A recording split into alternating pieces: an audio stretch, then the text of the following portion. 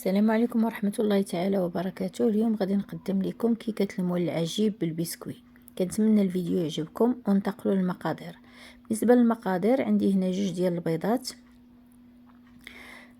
غادي نضيفهم مع كاس ديال الحليب مع كاس ديال السكر عفوا وقبصة ديال الملح. غادي نطرب مزيان مزيان حتى يذوب ليا هذاك السكر، ومن بعد غادي نضيف كاس ديال الزيت. بالنسبه للزيت راه تقريبا عندي كاس ما عامرش ديال الزيت. اذا غنضيفو وغادي نخلط مزيان مزيان حتى ينسجم ليا هذاك الزيت مع البيض والسكر. اذا غنستمر في التطراب حتى كيبان ليا الخليط انسجم، ومن بعد غادي نضيف كاس ديال الحليب. اذا هنا راني ضفت واحد الساشي ديال الفاني، نسيت ما ضفتوش في الاول. اذا غادي نحرك مزيان مزيان. اذا هنا غادي نصب هذاك الكاس ديال الحليب وغنستمر في خلط السوائل حتى تنسجم مع بعضياتها. عاد من بعد غادي ننتقل للنواشف. اذا بالنسبه للنواشف راه عندي كاس ديال البسكوي وكاس ديال الطحين. اذا البسكوي انا راه شديته وطحنته مزيان، عاد ضفته الى الخليط. اذا بالنسبه اللي ما بغاش يدير البسكوي راه غادي يدير 2 كيسان ديال الطحين. اذا هنا غادي نخلط البسكوي مع السوائل حتى يذوب مزيان. عاد من بعد غادي نبدا نضيف الطحين بشويه بشويه. اذا غنستمر في الخلط حتى تنسجم ليا العناصر كامله.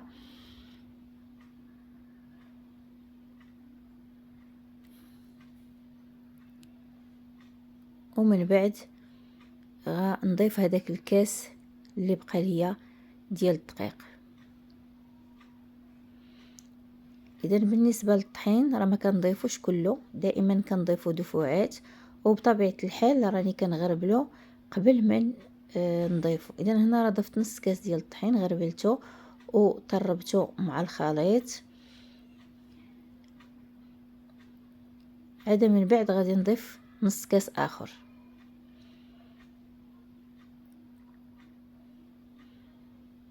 انا راه كنت ضفت واحد نص كاس ديال الطحين، ولكن راه ما زدتوش، راه خدات ليا الخليط غير كاس ديال الطحين فقط. اذا هنا راه غادي نزيد نص كاس اخر. اذا ضفت نص كاس في الاول وعاود زدت نص كاس في الثاني.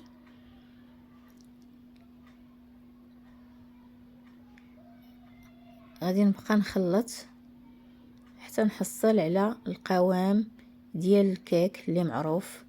اذا راه كيكون ما ثقيلش بزاف وايضا ما خفيفش بزاف. اذا هنا راه غادي نضيف واحد 2 ديال الخمارات من فئه 8 غرام. بالنسبه للخميره راه حتى هي كنغربلها، وانا دائما بالنسبه للكيك راه كنضيفها هي الاخره، دائما كنضيفها هي الاخيره، راه كتعطي المفعول ديالها مني كنخليوها حتى الاخير. اذا كنخلط هذيك الخميره مع الدقيق.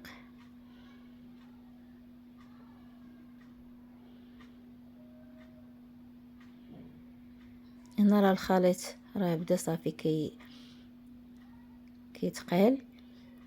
اذا هذا هو القوام اللي بغيت صافي. اذا هنا غادي نحبس صافي، ما غاديش نضيف طحين. اذا هذاك نص كاس اللي كنت زدته صافي غادي نحيدو، ما غاديش نضيفو. وغادي نجيب المول اللي غنصب فيه الخليط ديالي. اذا بالنسبه للمول هنا راه دهنته بالزبده. اذا هنا راه المول ديال الكرانيت دهنته غير بالزبده، ما درتش ليه الطحين ما كيلصقش. اذا غادي نصب فيه الخليط كامل. والفران راه ديجا انا سخنته، يعني راه كيكون سخون وكنطيبها. بالنسبه للطياب ديال الكيك راه كنديروه على نار كتكون متوسطه.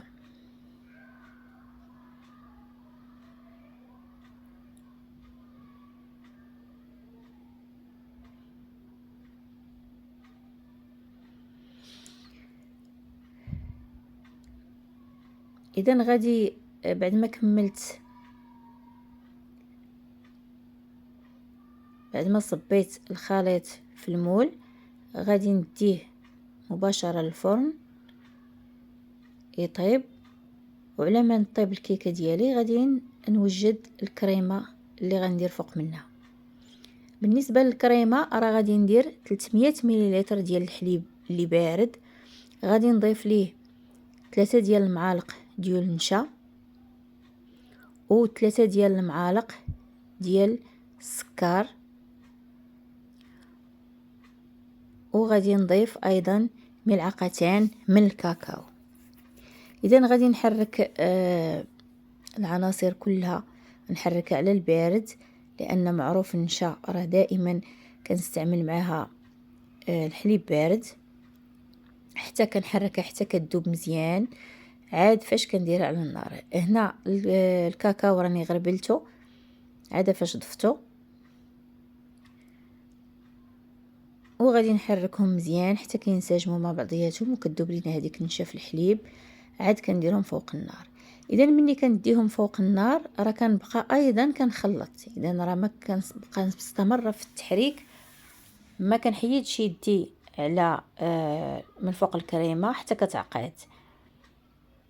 مني كتعقد كنحيدها، يعني كتقال لينا واحد شويه، ماشي بزاف، يعني كتقال، كتولي ثقيله.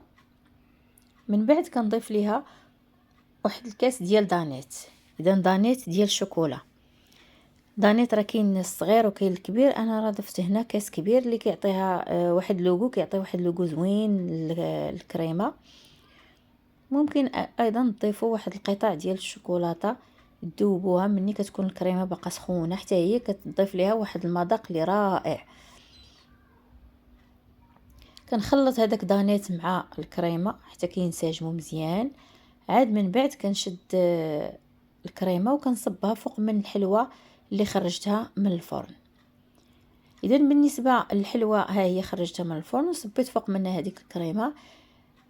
هنا راه درت واحد شويه ديال الساتيون مع واحد نقيته ديال الزيت غير شويه، وبديت كنرش بواحد الطريقه عشوائيه، كيجيوني واحد الخطوط اللي في الدوغي كيعطي واحد الشكل جميل. هنا طريقه التزيين راه كتبقى اختياريه، كل واحد كيختار التزيين اللي كيعجبو. وبالنسبه